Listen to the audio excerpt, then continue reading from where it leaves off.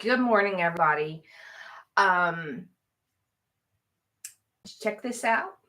Check this out. Hey, hey, hey. All right. There's Zeus in the back. All right.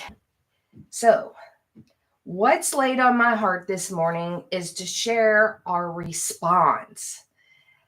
It is so easy to try and find the negative. It is so easy just to, ugh, it sucks, right? Well, there's a different way to respond. Okay. So I am Marcy Morgan, bringing you tips and tricks and all kinds of different information that's laid on my heart to share with you because I feel like if I just help one starfish, then I've helped somebody, right? So I've written Grandparent Memories from the Heart, and I've written 13 interactive challenges to self discovery. You can go over to my website, marcymorgan.com, and check out what I do. But let's dive into this information. So, today I'm really talking about our initial response to something. Let's say your kid came home and, the principal called, or your husband, he didn't take the trash out again, or, your coworker failed to loop you in on the communication one more time, right? You know that. Okay, this is the deal. How do we respond to these things? Do we respond positively or do we respond negatively? Do we automatically just assume, oh, this sucks one more time, right? Or do we say, hey, let's get all the information. Let's get all the facts. So let's talk about the principal calling automatically. Are you assuming that your child did something wrong? Are you assuming that they got into a fight? Are you assuming that the teacher was unhappy or the bully or whatever? Or are you assuming, hey, he got or she got nominated for an award, or they handled something correctly? What your brain decides at that split second depends on this rabbit hole that you're going down.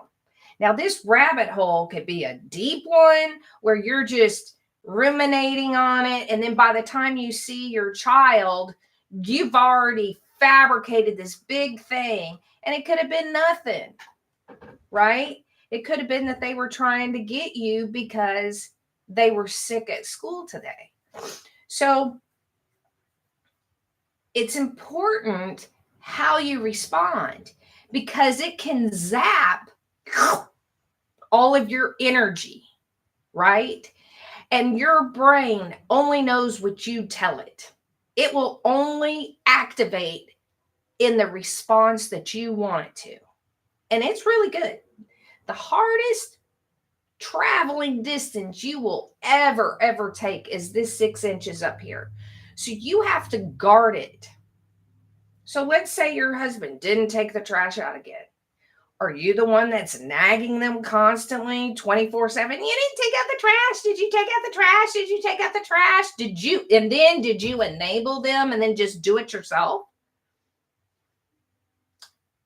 The way you should respond, right? And I'm saying this as lovingly as I can because I was a nagger in my marriage and I know that that was wrong. And so I try really hard not to do that now, right? So we get so set in our ways. We want them to do the dishwasher, but then we don't like the way they do the dishwasher. You have to decide, are you going to let them do the dishwasher their way? Are you going to let them cook dinner their way? Or are you going to do it? Because it's a response. And sometimes it's immediate and you're like, I wish I wouldn't have done that. So what I'm trying to get at is sometimes you're faced with something and you're going, crap, not again, or why now, or and you start going through all of this angst. And I'm telling you right now, it is never as good as it seems, and it is never as bad as it seems. So you have a choice. You can either choose a positive attitude or a negative attitude. And I don't want to say I'm talking out of the horse's mouth because I'm not perfect. I mean, all these fingers are just pointing right back at me. And I'm able to say this and share this with you because so many times I pick the negative route. But as I've gotten older, I've learned not to do that as much, right? I have to go, don't do that, right? And the reason you don't want to take the negative route is because one, it's never as good as it seems, and it's never as bad as it seems. And it wastes so much energy.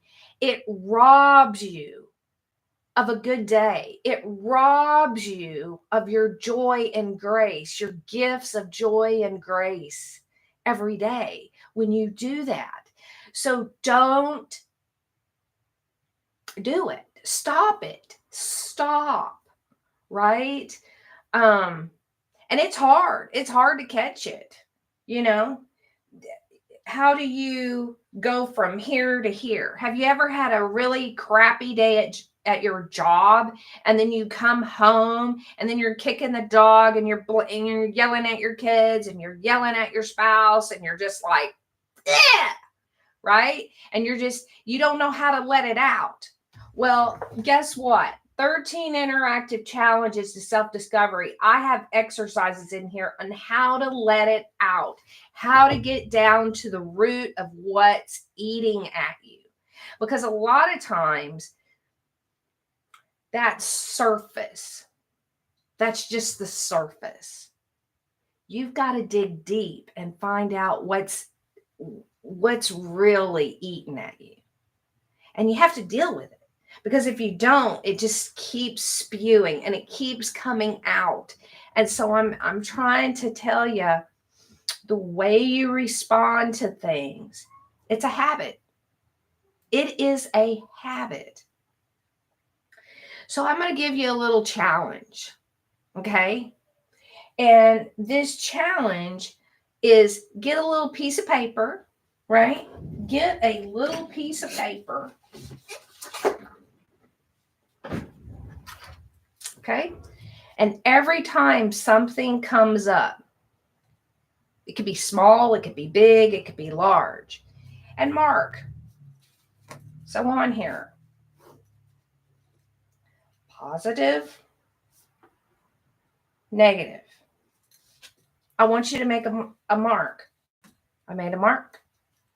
I didn't handle that so great, right? And do that. Do it for a week. Shoot, do it for a day and see where you are. But I highly encourage you to do it for a week.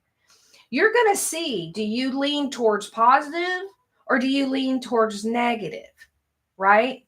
Well, if you're leaning more towards negative, you need to fix it. You need to change it. You need to attempt to change it, because when you do the negative, it changes your body. Geez, I don't know. Ugh. But if you'll just automatically sit up straight and automatically smile, it changes your physiology, right? And when it changes your physiology, it's changing your whole demeanor. It changes how people approach you. So try this for a week. It takes 30 to 90 days to make a habit. So I'm challenging you, right? I'm challenging you to do this little exercise for 1 week and see where you are, negative or positive, on how you respond to things. And then try and change that over. It could be just as simple as, okay, let's get all the information.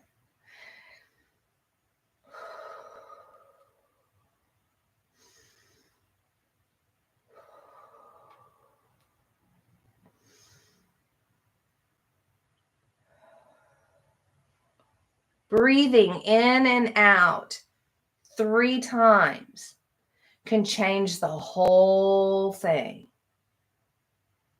When you're hearing this information, before you respond, just take some deep breaths. That's called self-care. That's called taking care of yourself. Okay. As you are well aware, I am trying to make I'm trying to get to 10,000 subscribers. So if I brought any value to you whatsoever, please subscribe. Please put a like. Please make a comment. Let me know, how do you face that spot from going from positive to negative when you have a choice? What do you do? What do you do? I know for me, so put that in the comment section, right? For me, I tend to go, I breathe, because I'm trying to give myself a time for my brain to catch up to my emotions and really watch what I say, because I know what comes out. I came from a verbal abusive situation. What comes out of my mouth is so important and sets the stage for what's going to happen with this situation. And again, remember, it's never as good as it seems or as bad as it seems. And when one door shuts, another one opens. So be blessed, and I'll see you on the flip side.